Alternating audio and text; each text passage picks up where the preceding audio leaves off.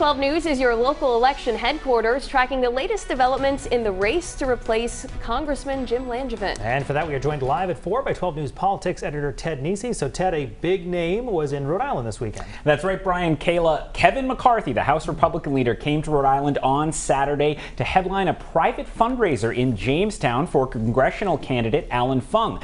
McCarthy is expected to become the next U.S. House Speaker in January if the GOP retakes the majority. He tweeted a photo of himself with Fung on the waterfront and called the former Cranston mayor a great candidate.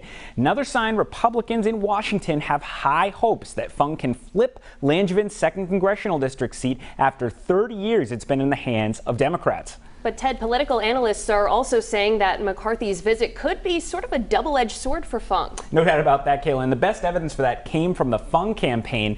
They refused to comment on McCarthy's visit for a week before he came, and then for 2 more days afterwards. They didn't even retweet McCarthy's photo with Fung, and Democrats seized on that silence, a spokesperson for their campaign committee saying, quote, Fung made a deal with the devil. He's joined McCarthy's radical horde that wants to ban abortion, attack law enforcement, and do the bidding of Donald Trump instead of Rhode Island.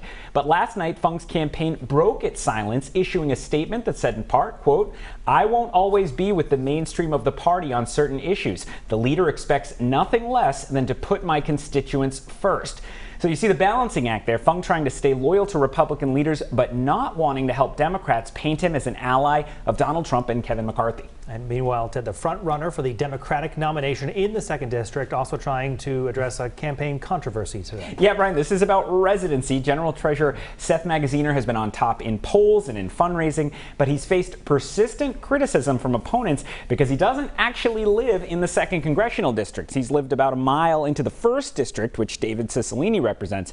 Well, today, Magaziner's campaign announced that he and his family have rented a home in the Edgewood section of Cranston, and they're planning to put their house on the east side of Providence on the market.